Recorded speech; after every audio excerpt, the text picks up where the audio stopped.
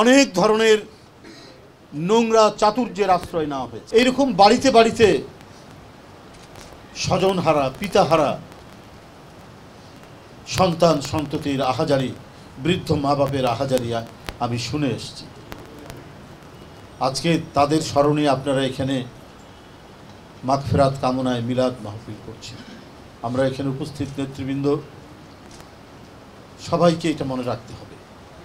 এই যে 5ই আগস্টের যে বিজয়, এক ভয়ঙ্কর এহিয়া টিক্কার প্রেতাত্মা ভর করেছিল, যার মধ্যে হালাকোখা হিটলারের রক্ত পিপাসু যে তৃষ্ণা ভর করেছিল, যার মধ্যে তাকে বিতরণে আবারও সেই ছাত্র জনতা এবং শ্রমিক এদের আত্মদানে আমরা এই বিজয় অর্জন করেছি। আমাদের কোনোভাবেই এদের অবদানকে খাটো করা যাবে না। ওই স্কুলের যে ছেলেটি ও বিশ্ববিদ্যালয়ের যে ছেলেটি ফার্স্ট ইয়ারে পড়ে বা ইন্টারমিডিয়েটে, সে আর কতটুকু রাজনীতি বোঝে, কিন্তু একটু বুঝেছে যে আমরা বন্দী আছি। আমরা বাজারে যাই, স্কুলে যাই, কলেজে যাই, কিন্তু আমরা কেউ স্বাধীন না। ওই বাচ্চা ছেলেমেয়েগুলো বুঝেছিল, তাই বাপ মাকে কাঁদিয়ে, বাপ মাকে সাথে নিয়ে ওরা রাস্তায় দাঁড়িয়েছে। তারপরেও শেখ হাসিনা তার ঘাতক বাহিনীকে বলেছে কেউ যেন দাঁড়াতে না পারে, আমি যেন মিছিলের শব্দ না পাই।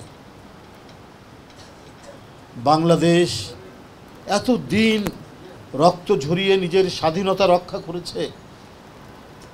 ব্রিটিশের বিরুদ্ধে 100 বছর ফরাইজি আন্দোলন হয়েছে, এরপরে ওয়াহাবি আন্দোলন হয়েছে, কত বিদ্রোহ হয়েছে, তারপরে 200 বছরের মাথায় বিতাড়িত হয়েছে। পাকিস্তানকে 23 বছরের মাথায় বিতাড়িত করতে হয়েছে। সেইখানে দেশের একজন কুখ্যাত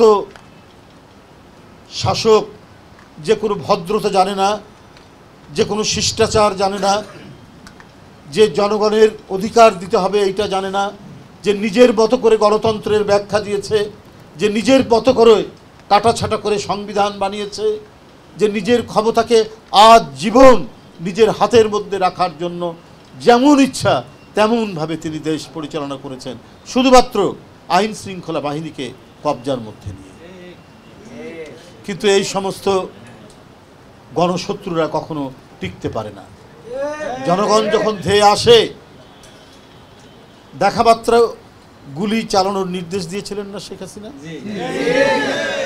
নির্দ্বিধায় তার পুলিশ গুলি চালিয়েছে শিশু বাচ্চাদের উপর আর খেটে খাওয়া এই শ্রমিকদের উপর। মানুষের যদি ন্যূনতম মানবতাবোধ থাকে তাহলে এদের উপর গুলি চালাতে পারত, টিয়ার গ্যাস মারত, পানি ছুটত, গরম পানি ছুটত। পৃথিবীতে আমরা দেখি একটা ডেমনস্ট্রেশন, একটা বিক্ষোভকে পুলিশ কীভাবে সামাল দেয়। আর এখানে আমি এমনও শুনেছি যে উনি যখন বিমানে বা হেলিকপ্টারে করে পালাচ্ছেন, তখনও নির্দেশ দিচ্ছিলেন যে তোমরা রাস্তাঘাট দেখো, পরিষ্কার করো, গুলি চালিয়ে মানে বিতাড়িত করো। কিন্তু উনার তো ঘন্টা বেজে গেছে, সেই ঘন্টা শেখ হাসিনা উনাকে না শুনলেও উনাকে ছেড়ে পালাতে হয়েছে।